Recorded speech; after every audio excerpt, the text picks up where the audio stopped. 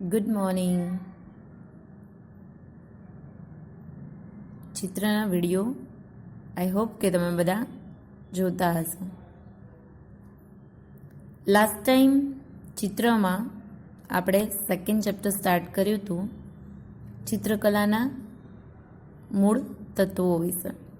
એમાં તમે રેખાઓ વિશે ભણ્યા, આકાર વિશે ભણ્યા, અને હવે આપણે જોઈશું રંગો, કે જેમાં પ્રથમ શ્રેણીના રંગો, દ્વિતીય શ્રેણીના રંગો અને તૃતીય શ્રેણીના રંગો. પ્રથમ શ્રેણીના રંગો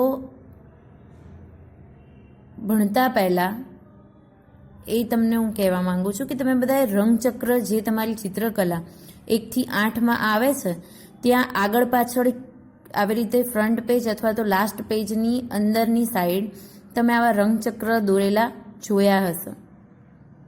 તો એ રંગચક્રને આજે આપણે ડીપમાં ભણીશું કે કયા રંગનું કેટલું મહત્ત્વ છે અને કયા રંગો કેવી રીતે બને છે. તો સૌથી પહેલાં પ્રથમ શ્રેણીના રંગો. તો પહેલી જે શ્રેણીના રંગો છે એ રંગચક્રમાં સૌથી અંદરનું જે નાનું ચક્ર હોય છે ને એની અંદર 3 રંગો આપેલા હોય છે. એ છે પ્રથમ શ્રેણીના રંગો, જેમાં લાલ, પીળો અને વાદળી એ 3 રંગો આપેલા હોય છે. આ રંગો અન્ય રંગોના મિશ્રણથી બનતા નથી. આ રંગો મૂળ રંગો છે, શુદ્ધ રંગો છે, જે પોતાની તેજસ્વીતા ધરાવે છે.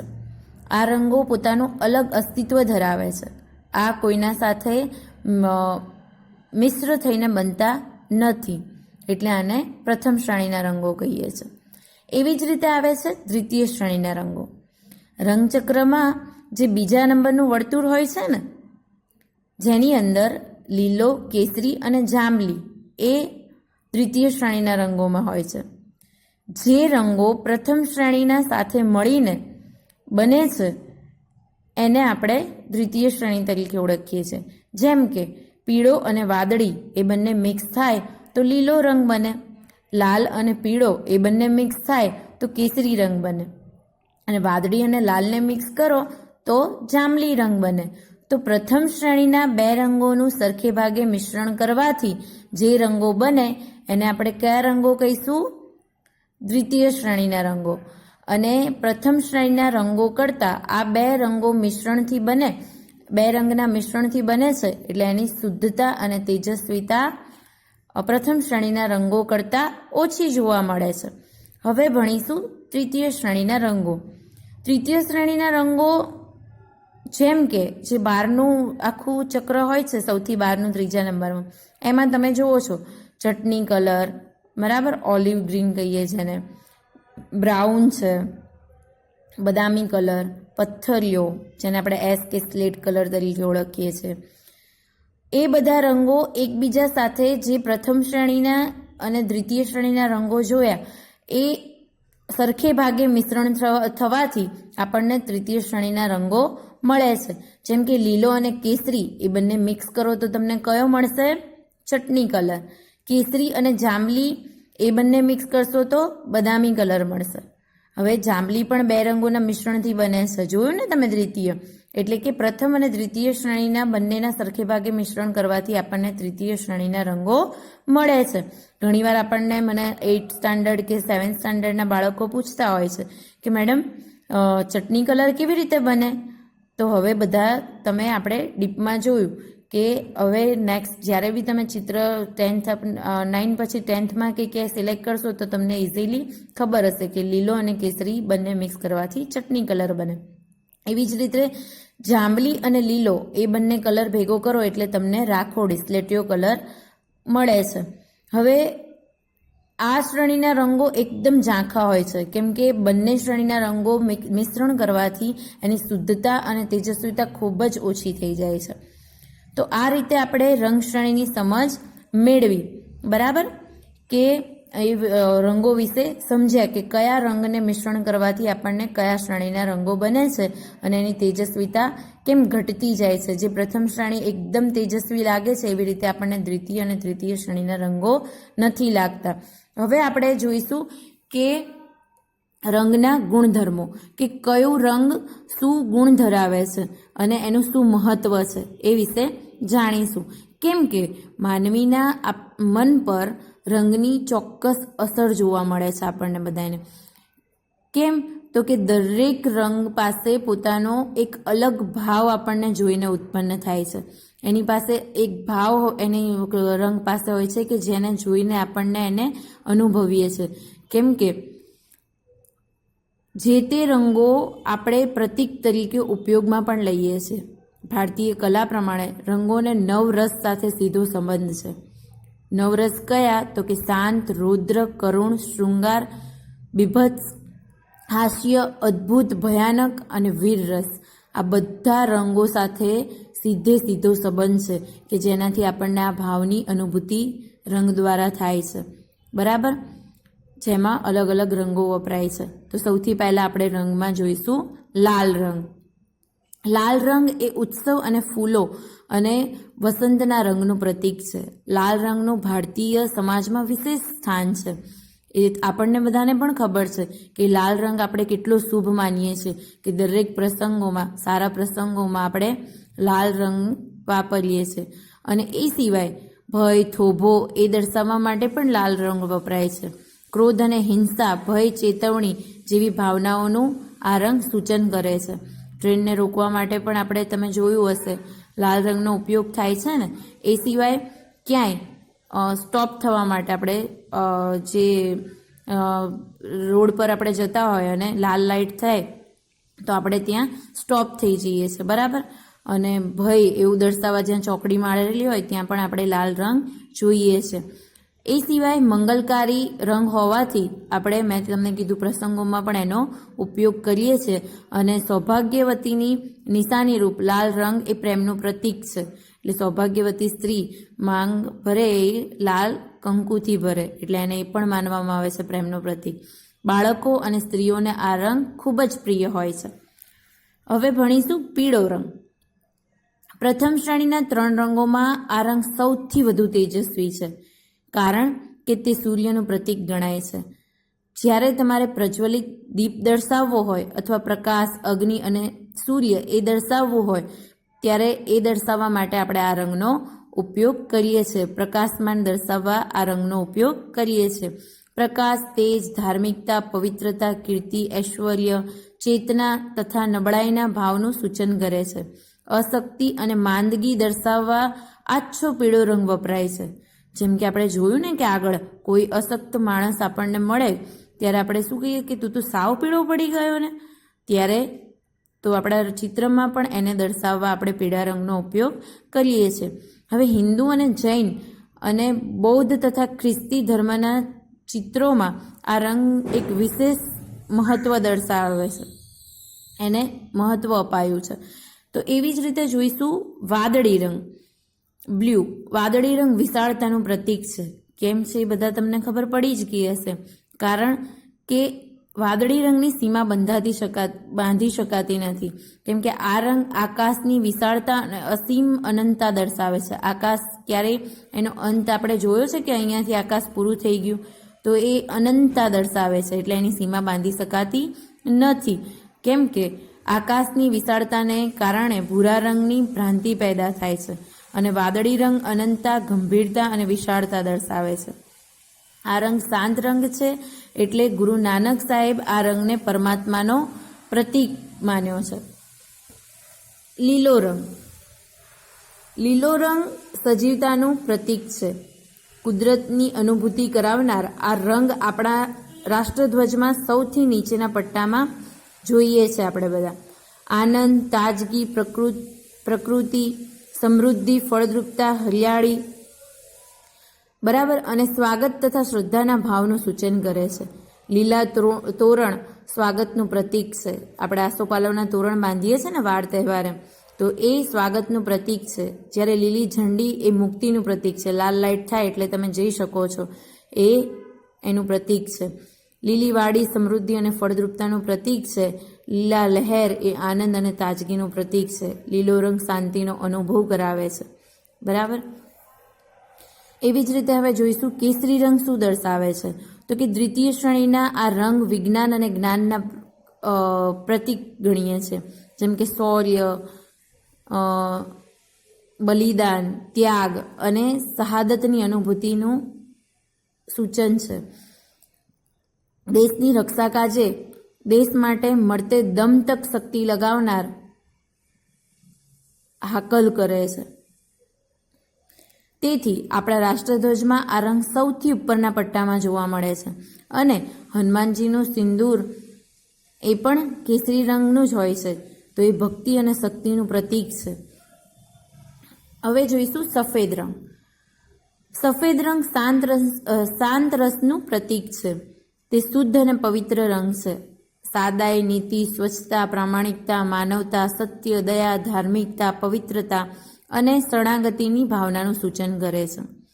પહેલાંના સમયમાં જ્યારે રાજાઓ યુદ્ધ કરવા જતા અને ત્યારે એમને શરણાગતિ કે શાંત ભાવ દર્શાવવો હોય ત્યારે દૂર રહીને સફેદ ધ્વજ ફેલાવતા, ત્યારે સામેવાળાને ખબર પડી જતી કે આ આપણી સાથે વાતચીત કરીને શરણાગતિ કરવા માંગે છે. તો એ સફેદ રંગ એનું પ્રતીક છે. પ્રકાશ ધરાવતો આ રંગ આપણા રાષ્ટ્રધ્વજમાં મધ્યના પટ્ટામાં જોવા મળે છે. વચ્ચે સફેદ રંગનો પટ્ટો જોઈ શકીએ છીએ આપણે બધા. હવે જોઈશું જાંબલી રંગ. જાંબલી રંગ દમામ ગર્વનું પ્રતીક છે. વૈભવ, વિનમ્રતા, રાજસ્વૃત્તિ, એસો આરામ, દરબારી ઠાઠ, સુખ શાંતિ, વિલાસ, બાદશાહી દમામ, મર્દાનગી, ઉદારતાની ભાવનાઓનું સૂચન કરે છે. આ રંગમાં વાદળી રંગની સૌમ્યતા અને લાલ રંગની રૌદ્રતાનો મિશ્ર ભાવ જોવા મળે છે. કાળો રંગ. આ રંગ શોક અને વિરોધનું પ્રતીક છે. ગહનતા, અંધકાર, છાયા, વિષાદ, દિલગીરી, ભય, ડર, ત્રાસ, કપટ, મૃત્યુના ભાવનું સૂચન કરે છે. અપશુકનના ચિહ્ન તરીકે પણ આ રંગ વપરાય છે. વિરોધ દર્શાવવા પણ કાળા રંગનો ઉપયોગ થાય છે. જ્યારે મેં રાજાનું કીધું ને કે ભાઈ આવી રીતે લડાઈ થતી હોય અને સામસામેના પક્ષે શાંત ભાવ દર્શાવવો હોય ત્યારે સફેદ રંગ, એમ જ્યારે વિરોધ દર્શાવવો હોય ત્યારે કાળી ધજા ફરકાવીને એ લોકો વાવટા આવા ફરકાવે છે વિરોધ દર્શાવવા માટે. તો આ ભણ્યા આપણે રંગો વિશે, બરાબર, કે કયું રંગ કયો ગુણધર્મ ધરાવે છે, એની શું અભિવ્યક્તિ છે, એનાથી આપણે શું ભાવ ફીલ કરી શકીએ છીએ. હવે જોઈશું રંગ પદ્ધતિઓ. તો આપણી જે રંગનું બોક્સ આવે છે ને, એ આ રંગોનો એક ચિત્રમાં સાથે આપણે કોઈ પણ ચિત્રમાં ઉપયોગ કરીએ છીએ. તો ચિત્ર કે ભાત અરુચિકર બને. આ કારણે કેટલીક રુચિકર રંગપૂર્ણીનું મહત્ત્વ આપણે સમજવું જરૂરી છે કે ચિત્ર આપણને અરુચિકર ના લાગે. આપણને ચિત્ર એ સરસ રુચિકર, આપણને આનંદ આપે એવું બને એ માટે આપણને રંગોની સમજ હોવી ખૂબ જ જરૂરી છે. તો હવે આપણે એ જોઈશું કે સાથે સાથે કયા રંગ સારા લાગે, કોન્ટ્રાસ્ટ કયા રંગ છે અને કયા રંગનો તમે ઉપયોગ કરી શકો છો. તો સૌથી પહેલાં છે સજાતીય રંગ, જેને આપણે કહીશું રિલેટેડ કલર, કે જે રંગપૂર્ણીમાં રંગચક્રમાં પાસે આવતા રંગો હોય ને, જેનો આપણે પાસે ઉપયોગ કરીએ એ સજાતીય રંગપૂર્ણી કહેવાય. જેમ કે લાલ રંગના સજાતીય રંગ કયો હોય, એની બાજુમાં કેસરી અને જાંબલી. એવી જ રીતે પીળા રંગના સજાતીય રંગ કયા છે, તો કેસરી અને લીલો. વાદળી રંગના સજાતીય રંગ જાંબલી અને લીલો. આ રંગ પદ્ધતિ તેજસ્વી અને શાંત એમ બંને પ્રકારના સુમેળ થાય છે, બરાબર, ત્યારે આ રંગ આપણને રુચિકર લાગે છે. એવી જ રીતે જોઈશું હવે આપણે, બરાબર, વિજાતીય રંગ. તો વિજાતીય રંગ એ રંગચક્રમાં સામસામે આવતા પ્રથમ અને દ્વિતીય શ્રેણીના રંગો વિજાતીય રંગો છે. આપેલી રંગપૂર્ણી વિજાતીય રંગ કહેવાય. જે મેં કીધું ને કે દ્વિતીય શ્રેણીમાં જે રંગો આપેલા છે ને એ અને પ્રથમ શ્રેણીના રંગો એ સામસામેની જ આવતા હોય ને ત્યારે એને કોન્ટ્રાસ્ટ કલર જેને આપણે કહીએ છીએ. જેમ કે લાલ રંગનો વિજાતીય રંગ કયો હોય તો બધાને ખબર છે કે લાલ જોડે કયો એનો કોન્ટ્રાસ્ટ સારો લાગે, લીલો. એવી જ રીતે પીળા રંગનો તો જાંબલી અને વાદળીનો કેસરી. આવી રીતે કોન્ટ્રાસ્ટ કલર મેચ કરી શકો છો કે જેથી આપણને ચિત્ર એટ્રેક્ટિવ, આપણને જોવું ગમે, આપણને આકર્ષક લાગે એવું બને. હવે આ રંગનો ઉપયોગ આપણે ક્યાં થાય તો કે વ્યવસાયિક, કલા, જાહેર ખબરો, પોસ્ટરો, સિનેમા સ્લાઇડ કે જ્યાં આપણે આપણું ધ્યાન દોરે તરત આવા કોન્ટ્રાસ્ટ કલરો. અને એ સિવાય સામયિક જે આવતા હોય આપણે એની ઉપર ફ્રન્ટ પર પુસ્તકોમાં મુખપૃષ્ઠ, એનું ફ્રન્ટ પેજ, ગ્રીટિંગ્સ કાર્ડ, આ બધે કોન્ટ્રાસ્ટ કલરનો ઉપયોગ વિશેષ થાય છે. હવે જોઈશું કે એકરંગીય રંગ પદ્ધતિ. બરાબર, તો એકરંગીય રંગ પદ્ધતિનો ઉપયોગ ક્યાં થાય છે તો કે આપણે જ્યારે શેડિંગ કરતા હોય ને ત્યારે આ રંગનો ઉપયોગ કરીએ છીએ. તો કે કેવી રીતે તો કે કોઈ પણ રંગના સફેદ કે કાળા રંગનું પ્રમાણ ઘટાડતા કે વધારતા જઈએ અને તે રંગની આછી ઘેરી કક્ષા બને એ રંગપૂર્ણીને આપણે શું કહીએ છીએ? એક જ રંગની રંગપૂર્ણી, એકરંગીય રંગપૂર્ણી.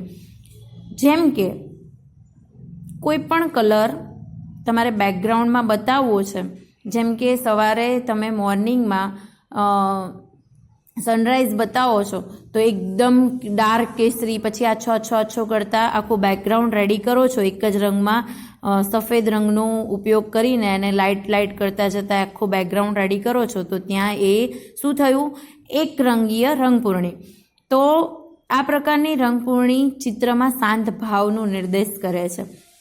જેમ કે આપણે એ રંગને શું કહીએ એ જોઈએ તો કે ટિન્ટ. ટિન્ટ એટલે શું કે કોઈ પણ એક રંગમાં સફેદ રંગનું પ્રમાણ વધારતા જઈએ તો એને ટિન્ટ કહેવાય. શેડ કોને કહેવાય તો કે કોઈ પણ રંગમાં કાળા રંગનું પ્રમાણ વધારતા જઈએ તો એને શેડ કહેવાય.